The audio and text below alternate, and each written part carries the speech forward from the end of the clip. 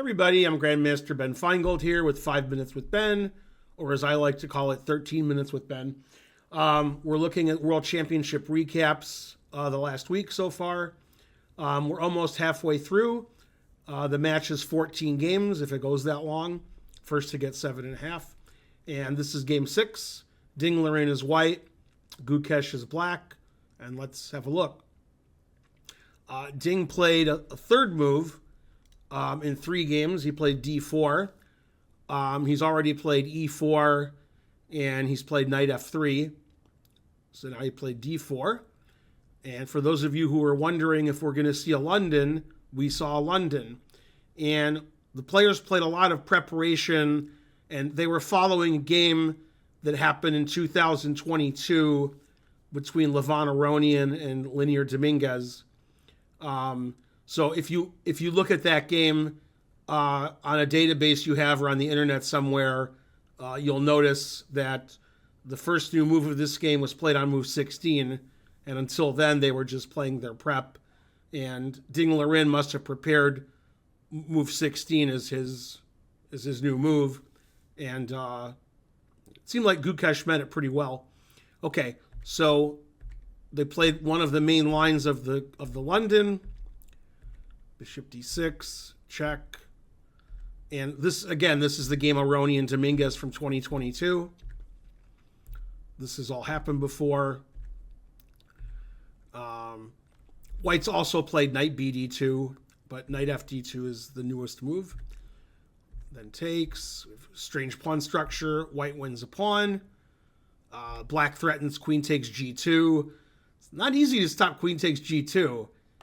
For example, castling walks into bishop h3, so we're not going to do that. Rook g1's extremely ugly, and g3 is also extremely ugly. Giving away all the white squares to the black bishop. It seems not good for white's king. Okay, so white played knight d2, which is what Aronian played. Takes, castles, defending the rook on h1. Queen takes f2. Now, in the aforementioned game between Aronian and Dominguez, Aronian played rook d to e1, defending the e pawn. Dominguez played rook b8, taking over the b file, trying to put some pressure on the white king. For example, if white blunders with knight takes e4, we have queen takes b2 check. That's ridiculous for white to do. On the other hand, if black doesn't play rook b8, that knight takes e4 looks pretty good. Okay, so Ding played the novelty that he prepared for this match. He played d takes e5. In my database, that hasn't been played before. Maybe it's been played in the last 3 or 4 weeks, but I don't have any games. Of course, if it has been played recently, I'm sure I'll hear about it in the chat, the comments section of YouTube. Okay, so black played rook b8 anyway, with the same idea. If white captures on e4, then queen b2 is checkmate. And I don't know if Gukesh knew the move d takes e5, or he was on his own now, and he only knew the Aronian game. I'm not sure. Okay, so white played knight c4. That defends all of the weak e pawns that white has and defends the b2 pawn, so there's no queen takes b2 mate. Okay, white's still a pawn ahead. White's not a pawn ahead because white won these 2 pawns and black won these 2 pawns, so material's equal. Although it's arguable whose pawns are worse. I guess black's are. Wouldn't bet my life on it. But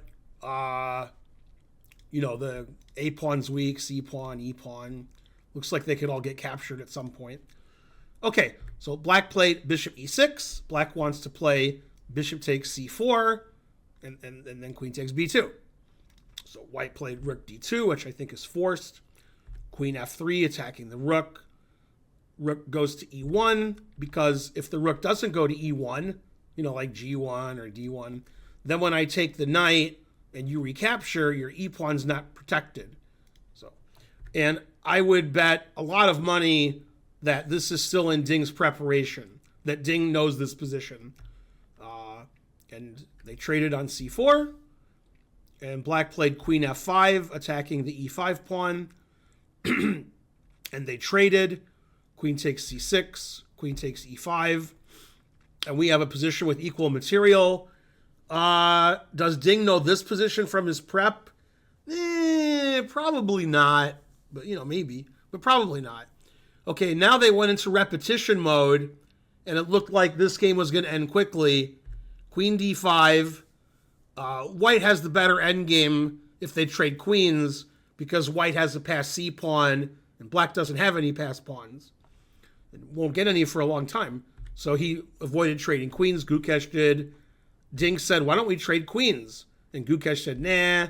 And he's like, come on, let's trade queens. Nah. All right, I guess we'll have a repetition and have a draw. That's fine. And in this position, black can play queen e7 and claim a draw, although you would actually write the move queen e7 down and claim the draw before you made it. You wouldn't actually make the move. And that would be the same position 3 times, and the game would be over. But Gukesh, to the delight of the crowd, but not of the commentators, played queen h4. Black plays for the win, and the engine does not agree with that decision. The engine says white is better here. Doesn't like that move. Okay, so rook d1, everything's defended. And again, white has the passed c pawn, and black doesn't have any passed pawns. Black played g6, getting luffed, and preparing later in the game to play f5 to get a nice pawn chain.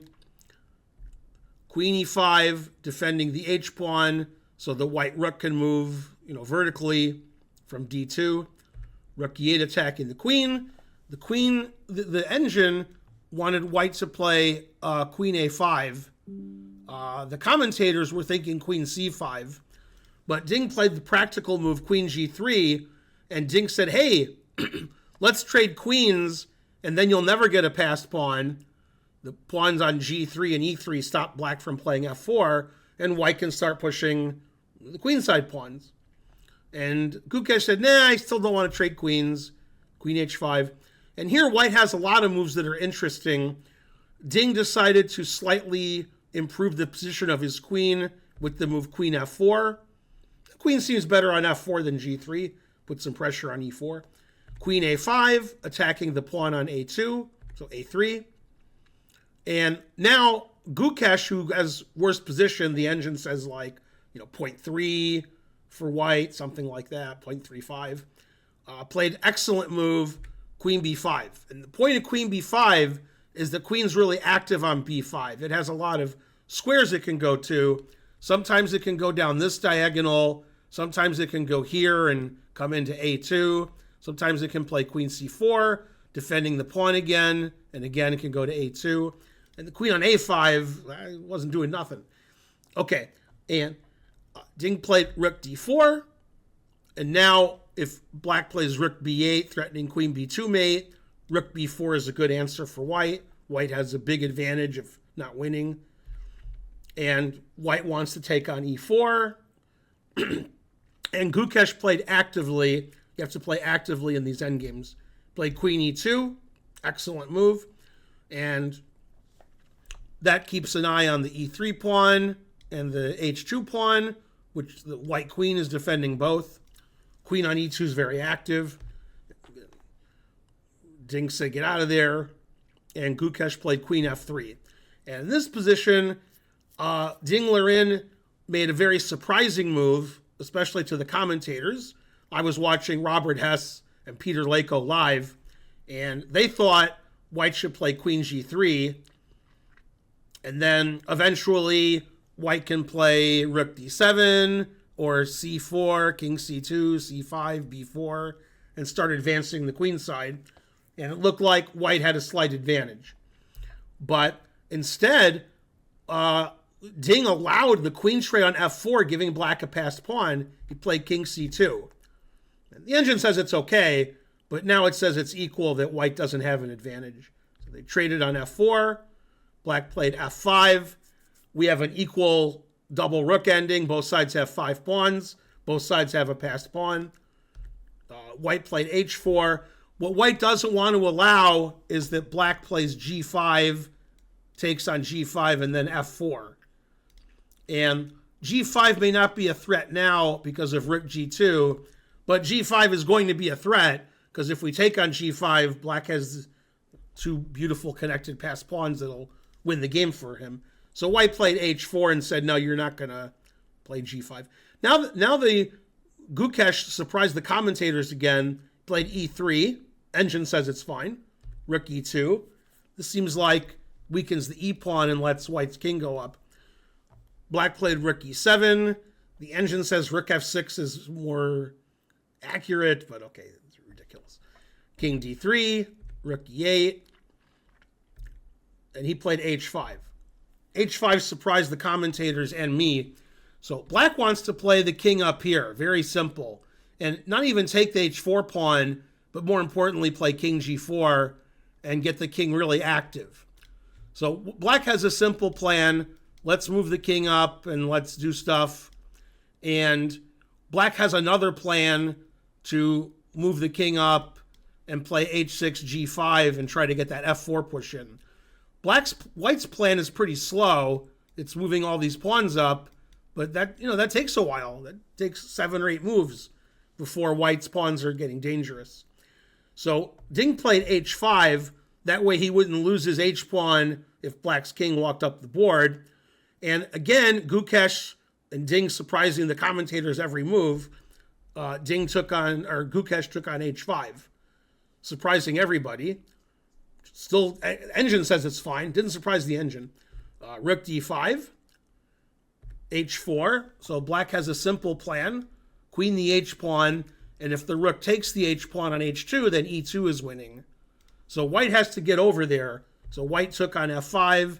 And he said, I'm coming over there, and I'm going to win your h-pawn, and I'll win the game. Okay, so black checked the white king away. And the king said, fine, I'll move away. Then black played a brilliant move here on move 42 after they'd reached the time control, which secured the draw. I thought white had an advantage here because white has 3-1 on the queen side. Black's king side pawns are all doubled and isolated and blocked. Black's king isn't participating. But Gukesh played the brilliant move, king g7. So black just wants to move the king up the board, and if the king gets to f3, then black's winning. And if white plays something like rook h5 and says, yay, a free pawn, I mean, now only black can win. Black's down a pawn, but black wants to play king e4, king f3. And that's very annoying. It's not going to be any winning chances for white. White's rook on e2 is too passive. And if white does nothing and says, well, your king can't move up, my rook is stopping it, and white plays like c4, c5, b4, then black can play h6 and say, get your rook out of there.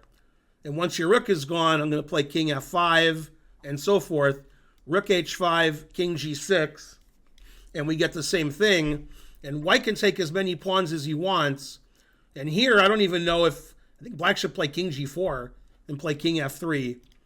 And if anybody has winning chances, it's black. Black's king is too active. White's rook on e2 is too passive. The e3 pawn is getting pretty close to promoting.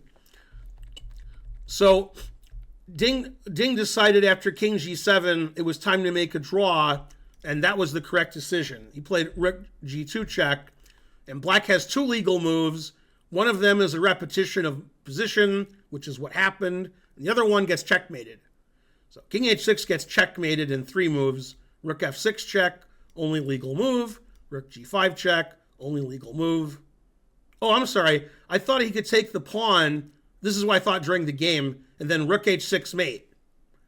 I expected black to take his own pawn, and then white would play rook h6 mate. That's why I'm commentating. I'm doing game recap, and I'm not playing in the tournament. But this is already mate, so it's mate in 2. Okay, so that was even simpler than I thought. So king here just gets mated immediately. I thought king takes pawn, rook h6 mate. Well, that shows you what I think. Okay, so instead, black played king h8. That's the other legal move. Now, black is threatening e2, e1. Black has another passed pawn. So white played rook e2. Again, white wants to play rook h5 and take. So Gukesh goes back to g7. We have the same position we had. They repeat moves. And after king g7, Ding put his hand out and they shook hands. And I mean, they didn't claim a draw, but agreed to a draw with the repetition. So repetition, agreeing to a draw, whatever. Anyway, very good game. The cap score on chess.com was about 98 for both players. I don't think Gukesh ever had an advantage at any point in the game. Ding Liren certainly had advantages at various points, but Gukesh was the one who tried to play for a win by avoiding the repetition earlier, and then Gukesh decided, wait a minute, I better play for a draw before I lose. So very good game, very interesting, interesting endgame, lots of prep, a novelty on move 16, and it seems like Gukesh met it well. I'm Grandmaster Ben Finegold. Thanks for watching 5 Minutes with Ben. Please like and subscribe and leave a comment. It helps the channel out a lot. And I'll see you guys next time with more World Championship recaps, Ding versus Gukesh. Bye, everybody.